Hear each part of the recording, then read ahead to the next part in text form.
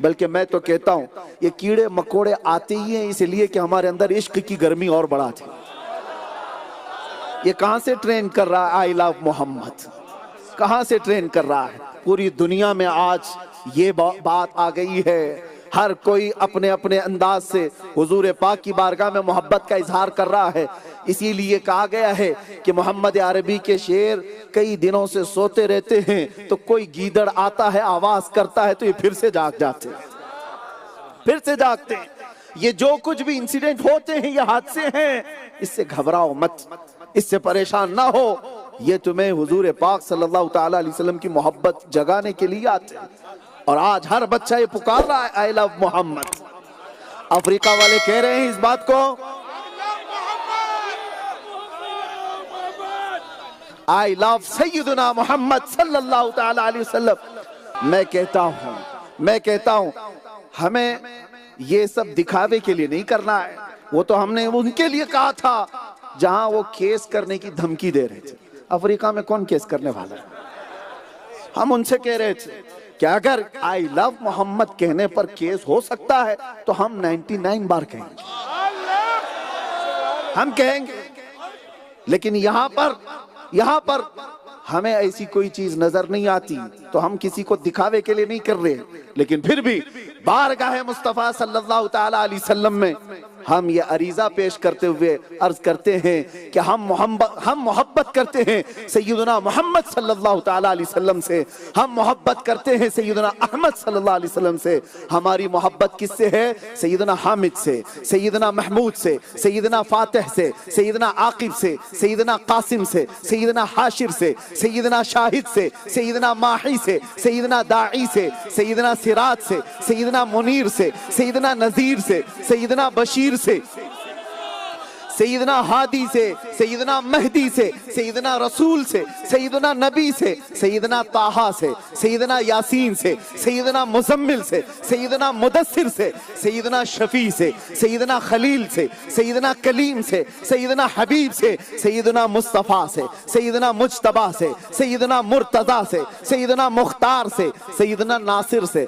सैयदना मंसूर से, सैयदना कायम से, सैयदना हाफिज से, सैयदना शहीद से, सैयदना आदिल से, सैयदना हकीम से, सैयदना नूर से, सैयदना हुज्जा से, सैयदना बुरहान से, सैयदना अब्तही से, सैयदना मोमिन से, सैयदना मुती से, सैयदना मुज़क्किर से, सैयदना वाइस से, सैयदना अमीन से, सैयदना मदनी से, सैयदना हाशमी से, सैयदना अरबी से, सैयदना तिहामी से, सैयदना मदरी से, सैयदना नज़ारी से, सैयदना कुरैशी से, सैयदना सादिक से, सैयदना मुसद्दिक से, सैयदना वाइस से, सैयदना अमीन से, सैयदना नातिक से, सैयदना साहिब से, सैयदना तासीम से, सैयदना हामीम से, सैयदना तय्यब से, सैयदना जवाद से, सैयदना यतीम से, सैयदना गनी से, सैयदना आलिम से, सैयदना ताहिर से, सैयदना मुतहिर से, सैयदना खतीब से, सैयदना नाही से, सैयदना फसीह से, सैयदना शफी से, सैयदना शाफी से, सैयदना सैयद से, सैयदना मुनक्की से, सैयदना औला से, सैयदना रहमा से, सैयदना अव्वल से, सैयदना आखिर से, सैयदना जाहिर से, सैयदना बातिन से, सैयदना रहमा से, सैयदना औला से, सैयदना अकरम से, सैयदना मुकर्रम से, सैयदना मुहल्लिल से, सैयदना मुहर्रिम से, सैयदना मुबल्लिग से, सैयदना मुक्तसिद से, सैयदना मुक्तसिद से, सैयदना शफी से, सैयदना मुक्तसिद से, सैयदना मक्की से, सैयदना करीब से, सैयदना शकूर से, सैयदना काफ हा या ऐन सा, सैयदना हा मीम ऐन सीन काफ, सैयदना मुहम्मदुर रसूलुल्लाह। अजीज़ान गिरामी, हुजूर पाक सल्लल्लाहु ताला अलैहि वसल्लम के दरबार में जिसने एक हल्का सा जख्म खाया है उसको अल्लाह तबारक व ताला यूं ही नहीं छोड़ देता। खुद न थे जो राह पर औरों के हादी बन गए, क्या नजर थी जिसने मुर्दों को मसीहा कर दिया। जिसने बारगाह मुस्तफ़ा सल्लल्लाहु ताला अलैहि वसल्लम में कोई गम बर्दाश्त किया हो उसे वो इनाम मिला है कि वो समेट नहीं सका। अल्लाह के नबी सल्लल्लाहु ताला अलैहि वसल्लम ने जिससे भी ये फरमाया, आपको पता है साद इब्न अबी वक्कास रदी अल्लाह ताला अन्हु ऐसे जख्मी हुए थे कि उनकी नस कट गई थी। लेकिन फरमाते हैं कि जिंदगी भर मुझे किसी नस के कटने का जख्म नहीं था, दर्द नहीं था। एक बार मुस्तफ़ा करीम सल्लल्लाहु अलैहि वसल्लम ने जंग के दौरान यूं कहा था साद इब्न अबी वक्कास को, बि अबी अंत व उम्मी इरमी या साद, ऐ साद तीर चला तुझ पर मेरे माँ बाप कुर्बान। एक सहाबी है जिसको रसूलुल्लाह ने फरमाया, पूरी दुनिया कहती है या रसूलुल्लाह मेरे माँ बाप आप पर कुर्बान, लेकिन उस सहाबी रसूल को साद इब्न अबी वक्कास को मेरे मुस्तफ़ा ने फरमाया, साद तीर चला तुझ पर मेरे माँ बाप कुर्बान। नबी पाक सल्लल्लाहु तआला अलैहि वसल्लम के दरबार में जिसने खुद को सरेंडर किया, अपने आप को हवाले किया, उसको इकबाल कहता है, दो आलम से करती है बेगाना दिल को, अजब चीज है लज्जत आशनाई। जिसको हुजूर पाक सल्लल्लाहु तआला अलैहि वसल्लम की मोहब्बत का थोड़ा हिस्सा मिला है, वो पूरी दुनिया से बेपरवाह हो जाता है। कौन उसे क्या कह रहा है, उससे उसको कुछ नहीं पड़ी है। इसीलिए सैयदना अबू बकर शिबली रहमतुल्लाह ताला अलैह से पूछा गया था, मोहब्बत किसको कहते हैं? तो आपने फरमाया था कि हुजूर की मोहब्बत की अगर बात करते हो तो इतनी होनी चाहिए कि दुनिया उसे पागल कहने लग जाए, दुनिया उसे दीवाना समझने लग जाए। और मेरे अजीजों, ये दीवानगी आती उसी वक्त है जब नाम मोहम्मद सल्लल्लाहु ताला अलैहि वसल्लम पर वो सरशार हो जाता है और उसको फिर दुनिया व माफिया की खबर नहीं होती। उसके नजर में, उसके निगाहों में सिर्फ एक ही बात होती है। और दूसरी एक अलामत मैं बताऊं, सैयदना अबू बकर शिबली रहमतुल्लाह ताला अलैह की बात मैंने जैसे अर्ज किया, और ये हकीमों ने फरमाया मोहब्बत किसको कहते हैं? फरमाया गया महबूब के थोड़े से अमल को बहुत बड़ा समझा जाए और अपनी मोहब्बत के इजहार में शायद जितनी भी कुर्बानियां हों उसको बहुत कम समझा जाए। अपनी जितनी भी कुर्बानियां हैं हुजूर के दरबार में, उसको हल्का ही समझो, हमने किया ही क्या है अभी। लेकिन हुजूर पाक सल्लल्लाहु ताला अलैहि वसल्लम की बज़ाहिर छोटी सी अता को भी इंसान बहुत बड़ा समझे, ये मोहब्बत की अलामत है। एक खातून है मदीने की जिसके 4 रिश्तेदार एक ही जंग में शहीद हो गए। वो दौड़ती हुई जा रही है, उसका टकराव हो रहा है, पांव टकरा रहे हैं लाशों से, पांव लाशों से टकरा रहे हैं। और एक लाश के पास जब पांव टकराया तो उस खातून ने पूछा ये कौन है? लोगों ने कहा ये तो तेरा बेटा है। सोचो कोई माँ ऐसी होती है जो अपने बेटे को ना पहचाने, लेकिन मदीने की माएं थी। यही तो इकबाल कहता है ना, दो आलम से करती है बेगाना दिल को। बेटा लाश की शक्ल में पड़ा है, माँ पूछ रही है कौन है? बताया गया तेरा बेटा है। माँ ने चेहरा फेर लिया, कहा रसूलुल्लाह कहाँ है? मुझे बताओ मुस्तफा करीम कहाँ है? अरूनी अंजुर इलैहि, मुझे दिखाओ एक बार, मैं देखना चाहती हूँ। साहबा कहते हैं उस खातून को क्या कहा जाए जिसका भाई उस जंग में शहीद हुआ, जिसका बेटा शहीद, जिसका बाप शहीद, जिसका शोहर। एक औरत के लिए 4 रिश्ते बड़े अहम होते हैं दुनिया में। जब इश्क रसूल किसी के सीने में समा जाता है तो बड़ी सी बड़ी तकलीफें उसके लिए हल्की लगती हैं। 4 रिश्तों की लाशें पड़ी हैं, वो हुजूर को देखना चाहती। सहाबा ने जब कहा हुजूर सलामत है तो कहती नहीं मुझे दिखाओ। जब हुजूर के करीब किया गया, रिवायत में है कि वो खातून हुजूर के जुब्बे को पकड़ ली, दामन को पकड़ ली, और क्या कहती है सुनो। वो खातून कहती है या रसूल अल्लाह कुल्लु मुसीबतिन बादक जुललुन, आप सलामत हैं तो हर मुसीबत छोटी है, आप सलामत हैं तो हर मुसीबत छोटी है। यही इकबाल कहता है दो आलम से करती है बेगाना दिल को, दो आलम से करती है बेगाना दिल को, अजब चीज है लज्जत आशनाई। जिसको हुजूर की मोहब्बत मिली, आज तुम किस किस दर्द की दास्तानें सुना रहे हो लोगों को कि मेरा माल लुट गया है, मेरा बाप तबाह हो गया है, मेरी औलाद बिगड़ गई। ये सारे शिकवे किसको कर रहे हो?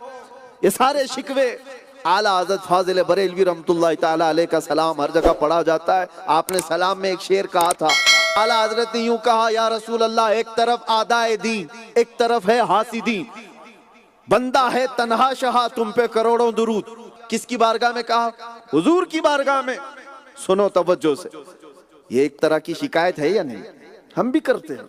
एक तरफ आदाए दीन, मतलब एक तरफ दीन के दुश्मन भी परेशान कर रहे हैं, और एक तरफ है हासिदीन, हसद करने वाले भी परेशान किए हुए। बंदा है तन्हा शहा, तुम पे करोड़ों दुरूद। आका मैं बीच में तनाव, दुश्मनाने दीन भी है एक तरफ, हासिदीन भी है एक तरफ, मैं तो तनाव। लेकिन उसके फौरन बाद आला हजरत ने क्या कहा, ये तो बारगाह मुस्तफा में शिकायत उससे की जाए जो दिलों के हालात भी जानता हो, उससे कही जाए। फिर कहा या रसूल अल्लाह तुम हो हफीजो मुगीस, क्या है वो दुश्मन खबीस। तुम हो हफीजो मुगीस, क्या है वो दुश्मन खबीस। तुम हो तो फिर खौफ क्या, तुम पे करोड़ों दुरूद। या रसूल अल्लाह तुम हो तो फिर खौफ क्या, तुम पे करो। ये सहाबा की जुबान है, ये जो आला हजरत के अशार आपको समझ में आ रहे हैं, ये सहाबा की जुबान है। जो सहाबा कहते थे या रसूल अल्लाह कुल्लु मुसीबतिन बादक जुललुन, आपके होते हुए हर मुसीबत हल्की है। आला हजरत उसको क्या कहते हैं, तुम हो तो फिर खौफ क्या, तुम हो तो फिर खौफ क्या। ऐ सुन्नियों आपसे भी मैं पूछता हूं, तुम्हारा अकीदा है या नहीं कि मुस्तफा हमारे साथ है। हमारे साथ जो सबसे बड़ी दौलत आज बची हुई है वो मोहम्मद अरबी सल्लल्लाहु अलैहि वसल्लम की मोहब्बत पाक है।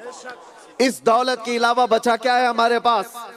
हमारे चेहरे बिगाड़ दिए गए, हमारे अखलाक छीन लिए गए, हमसे इल्म को बहुत दूर कर दिया गया है, हम सियासत से बहुत दूर हैं, क़ियादत से बहुत दूर हैं, फिरकों में बटे हुए हैं, इख्तिलाफात की मार पड़ी हुई है, बहुत सारी चीजों में हम जूझ रहे हैं। हमारी बच्चियां आवारा हुई, ये सारी दुनिया ने हमारे इस उम्मत पर ऐसी तबाही लाकर रख दी है कि उम्मत को जमा करना एक परचम तले बड़ा मुश्किल कठिन काम लगता है। लेकिन मैं आपसे एक बात कहता हूं, ये टूटी बिखरी हुई कौम, और मिसाल के तौर पर देखना हो तो फिलिस्तीन को देखो, गज्जा के उन निहत्तों को देखो, 50,000 से ज्यादा जिनके जानें ले ली गई, घर से घर को तोड़ दिया गया, बमों की बारूद की ऐसी वहां पर एक खौफनाक फिजा कायम की गई। दुनिया पूरी देख रही है किसको मारा गया है, निहत्ते लोगों को, मजबूर लोगों को, जिनके पास हथियार नाम की चीजें नहीं है।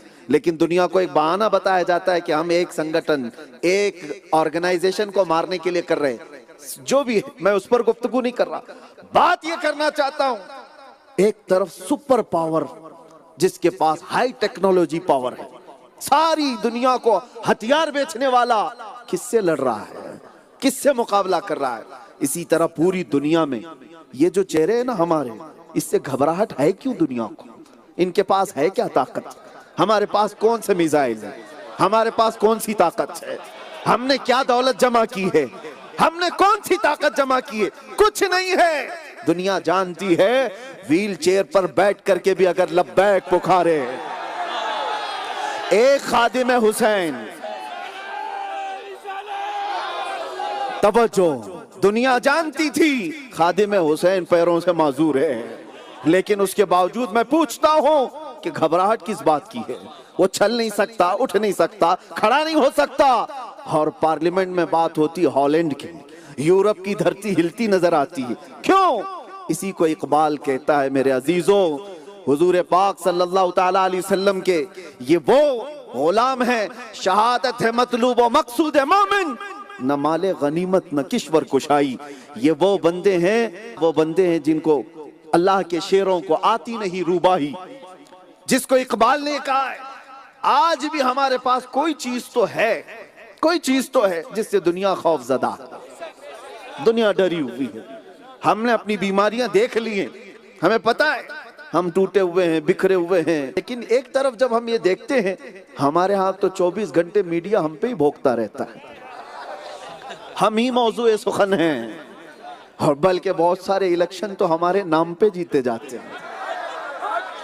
जब तक ये एक कौम जिससे दुनिया क्यों इतना खौफजदा है, क्यों डरी हुई, वजह यही है कि मेरे अजीजों आपको मैं ये बताना चाहता हूं, कभी कभार ऐसा होता है जौहरी को खुद पता नहीं होता कितनी कीमत वाला हीरा उसके पास, किसी को बताना पड़ता है आकर। कुछ जौहरी ऐसे होते हैं जो पुश्ती नहीं होते, यानी बाप दादा वगैरह सब जौहरी थे, जौहरी समझते हैं, डायमंड का काम करने वाले को जौहरी कहते हैं। बाप भी जौहरी था, दादा भी जौहरी था, सब जौहरी थे, डायमंड का कारोबार करते। लेकिन बच्चा अभी जवान हुआ, उसके घर में बहुत सारे डायमंड रखे, उसको मालूम ही नहीं है उसकी कीमत मार्केट में क्या है। इसीलिए हम जैसों को आकर बताना पड़ता है कि मियाँ जो दौलत तुम्हारे पास है उसकी मार्केट वैल्यू तुम्हें अंदाजा भी नहीं, तुम्हें पता भी नहीं। इसीलिए ये वही चीज है जिसको आज तक इस उम्मत ने संभाल रखा है, आज तक संभाल रखा है। किसी जालिम ने आपसे हजारों किलोमीटर दूर पुकारा होगा या छुप करके किसी को अपनी एक्टिविटी इस तरह की होगी कि तुम आई लव मोहम्मद नहीं कह सकते। आप आकर के देखो, अफ्रीका के जंगलात हो कि यूरोप की कलीसियाएं, सब जगह अब आई लव मोहम्मद नजर आए। यही तो वो नुक्ता है, यही तो वो नुक्ता है जिससे दुनिया खौफजदा है कि तार पकड़ा जाता है हिंदुस्तान में और गर्मी आती है अफ्रीका में। पूरी दुनिया के मोमिनीन और आशिकाने रसूल का डीएनए एक ही है, एक ही है जहां से भी। और आज इसीलिए मैं बार बार कहता हूं, अल्लाह तबारक व तआला ने हुजूर के नाम में वो असर रखा है कि मोमिनीन को हमने देखा है वो हजारों इख्तिलाफात पीठ पीछे फेंक देते, हुजूर के नाम पर जमा हो जाते। पूरी उम्मत को, सुन्नियों को, आशिकाने मुस्तफा को जमा करने वाला ये वो अजीम असरअंदाज नाम है। अजीजा ने गिरामी वकार, इकबाल ने फिर कहा था, कुछ बात तो है कि मिटती नहीं हस्ती हमारी, कुछ बात तो है कि मिटती नहीं हस्ती हमारी। सदियों रहा है दुश्मन दौरे जमा हमारा, यूनान मिस्र रोमा सब मिट गए जहां से। यूनान बहुत पावरफुल था, मिस्र बहुत पावरफुल था, रोमा बहुत पावरफुल था। यूनान और मिस्र और रोमा सब मिट गए जहां से, बाकी मगर है अब तक नामो निशा हमारा। वजह क्या है? तौहीद की अमानत सीनों में है हमारे। और दुनिया को बता दो, इश्क़ रसूल की अमानत सीनों में है हमारे, आसा नहीं मिटाना नामो निशा हमारा। ये जब तक तुम संभाले रहोगे, कोई दुनिया की ताकतें तुम्हें सफ़े हस्ती से खत्म नहीं कर सकेंगी। और अब तो मैं और बड़े चैलेंज की बात कर रहा हूं, ये बात नहीं, तवज्जो। जिसको जिस चीज से दर्द होता है ना, वो बीमारी उसको आ ही जाती है। और ये मुहावरा मैं कह रहा हूं, जिस चीज से आदमी को खौफ लग रहा होता है वो खौफ उसके घर पे आ ही जाता है। फिरौन ने 12,000 बच्चों का कत्ल कर दिया था कि कोई बच्चा मेरी सल्तनत को हिलाक न कर दे, लेकिन जो बच्चा उसकी सल्तनत को हिलाक करने वाला था वो उसके घर में परवरिश पा रहा है। ये अल्लाह तबारक व तआला का दस्तूर है। दुनिया पूरी मिलकर के जिस चीज से खौफजदा है कि दोबारा इस्लाम का वो परचम ना आ सके जो 1300 साल तक खिलाफत के नाम पर चलता रहा और तुर्की में आकर खत्म कर दिया गया था। पिछले 100 साल से हमको बगैर किसी खिलाफत के इस तरह तोड़ दिया गया। आज पता है आपको, 2 जुमले कहने से दुनिया डरती है और इन्हीं 2 जुमलों को खत्म करना चाहती है कि मुसलमान की जुबान पर 2 जुमले ना आए, खिलाफत का नाम ना आए, जिहाद का नाम ना आए। ये 2 चीजों को तोड़ दिया जाए और इतना इसका प्रोपेगेंडा बनाया जाए, दुनिया और मुसलमान भी इससे डरने लग गए कि ये बोलेंगे तो पता नहीं हमको टेररिस्ट घोषित कर दिया जाएगा। मेरे अजीजों सुनो, मैं बात पहले ही कह चुका हूं, दुनिया जिस चीज से खौफजदा होती है, डरती है, वो चीज डर उसके घर में आकर रहता है।